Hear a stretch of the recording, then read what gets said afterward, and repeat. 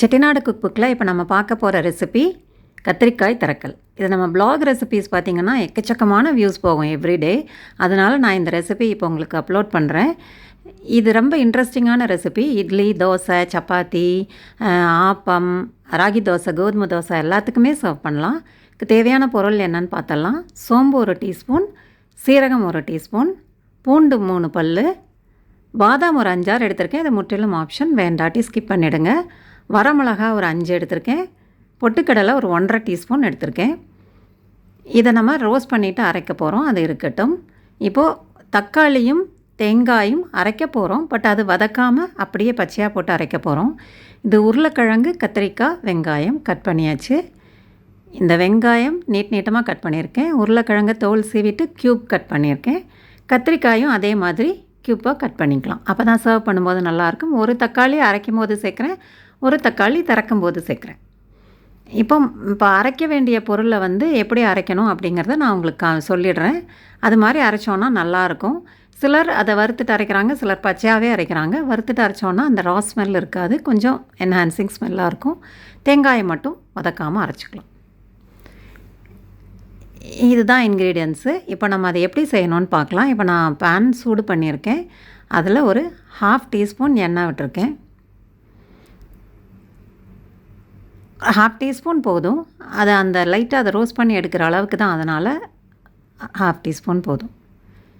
இப்போ இதில் அந்த வரமிளகா, பொட்டுக்கடலை, பாதாம், சோம்பு, சீரகம் எல்லாத்தையும் சேர்த்துடலாம். சேர்த்துட்டு பூண்டு உரிச்சிட்டு அதையும் சேர்த்துடலாம். இது எல்லாத்தையுமே ஸ்லைட்டாக ரோஸ்ட் பண்ணிக்கலாம். அதிகமாக கலர் மாறுற அளவுக்கோ பொரிகிற அளவுக்கோ வறுக்க வேண்டாம். அந்த பச்சை வாசம் போகிற அளவுக்கு ஒரு 1.5-2 நிமிஷம் வறுத்து எடுத்தோன்னா போதும். இந்த தக்காளியும் தேங்காயும் மட்டும் அப்படியே மேலே போட்டுட்டு ஸ்விட்ச் ஆஃப் பண்ணிடலாம். அது வதக்கணுங்கிற அவசியம் இல்லை, இது மட்டும் ஸ்லைட்டாக ரோஸ்ட் பண்ணால் போதும். தேங்காயை சேர்த்துடலாம், தக்காளியும் சேர்த்துடலாம். ஒரு தக்காளி இதில் போடுறேன், ஒரு தக்காளி சின்னதாக அதில் போடுறேன். ஆறட்டும். நம்ம இன்னொரு பேன் சூடு பண்ணிவிட்டு திறக்கிடலாம். இந்த டிஷ்ஷுக்கு பேரே தரக்கல் தான், அதனால் இது திறக்கிறது தான் ரொம்ப கவனமாக செய்ய வேண்டிய வேலை. இது ஒரு 1.5 டேபிள் ஸ்பூன் எண்ணெய் சேர்த்துருக்கேன். இந்த எண்ணெயில் தான் அந்த காயை நம்ம திறக்க போகிறோம். இதுக்கு சோம்பு, சீரகம் கொஞ்சம் சேர்க்குறேன். சிலர் பட்டை, கிராம்பெல்லாம் சேர்ப்பாங்க. நான் அந்த ஃப்ளேவர் வேண்டான்னு சொல்லிட்டு சோம்பு, சீரகம் மட்டும் சேர்த்துருக்கேன். உங்களுக்கு வேணும்னா பட்டை, கிராம்பு 1 லைட்டாக சேர்த்துக்கோங்க. வெங்காயம் சேர்த்துடலாம். இந்த லைட்டாக கலர் சேஞ்ச் ஆகிற வரைக்கும் வதக்கி விட்டுடலாம்.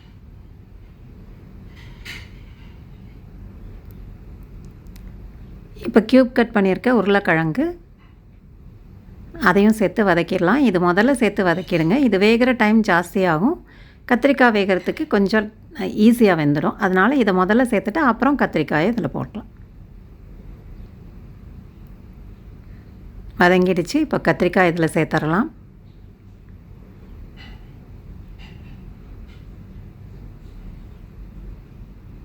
இது நல்லா எண்ணெயில் வதங்கட்டும். நம்ம அதுக்கடையில் அரைக்க வேண்டியதை அரைச்சி எடுத்துகிட்டு வந்துடலாம். இந்த மாதிரி ஸ்மூத்தாக அரைச்சி எடுத்துக்கணும், நைஸாக.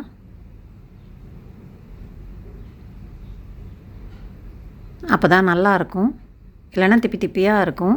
ஸ்மூத்தாக இருந்ததுன்னா சாப்பிடும்போது நல்லாயிருக்கும். இதுக்கு ஓரளவு திறங்கிடுச்சு. இப்போ தக்காளியும் உப்பும் சேர்த்து திறக்கிடலாம். இதில்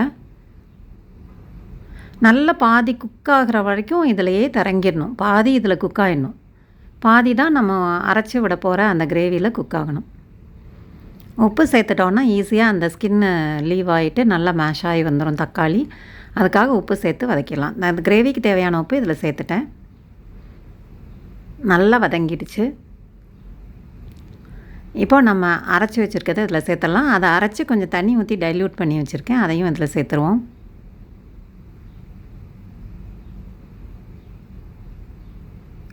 சேர்த்துட்டு இது பத்தாது, இது கொஞ்சம் திக் ஆகும் பருப்பெல்லாம் சேர்த்துருக்கிறதுனால.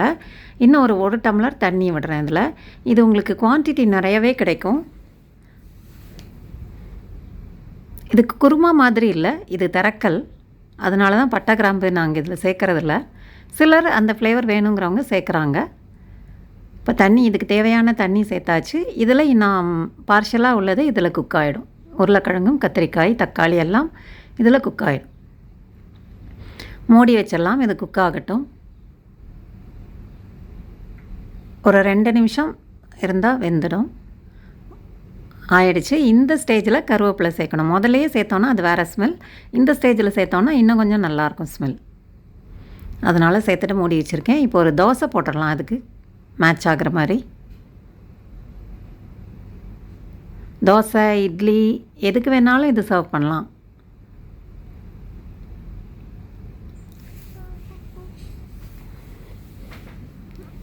குக் ஆகட்டும். இதை திருப்பி விட்டு எடுத்துடலாம். இன்னொரு எக் தோசை ஒன்று போட்டுடலாம். போட்டுட்டு அது அதுக்குள்ளே குக் ஆகிடுச்சு. நான் ஸ்விட்ச் ஆஃப் பண்ணிட்டேன். அந்த கிரேவி குக் ஆகிடுச்சு.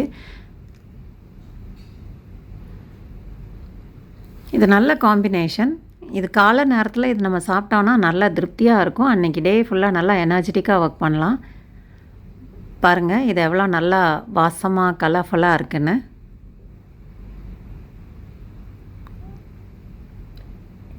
எக்கு சாப்பிடுவீங்கன்னா ஒரு எக் ரோஸ்ட்டையும் போட்டுடலாம். அதில் தோசை மேலேயே எக்கு போட்டுடலாம். ஈஸியாக குக் ஆகிடும் ரெண்டுமே.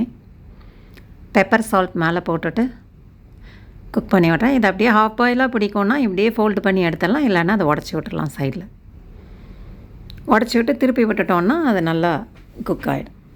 எக் தோசை ஆகிடும். பாருங்கள் நல்லா குக் ஆகிடுச்சு. இப்போ சர்வ் பண்ணிடலாம். நீங்கள் செஞ்சு பாருங்கள். செஞ்சு பார்த்துட்டு எப்படி இருக்குன்னு சொல்லுங்கள். தேங்க்ஸ் ஃபார் வாட்சிங். உங்களோட ஃபீட்பேக் எங்களுக்கு ரொம்ப சப்போர்ட்டிவாக இருக்கும். வாங்க சுவையை ரசிக்கலாம்.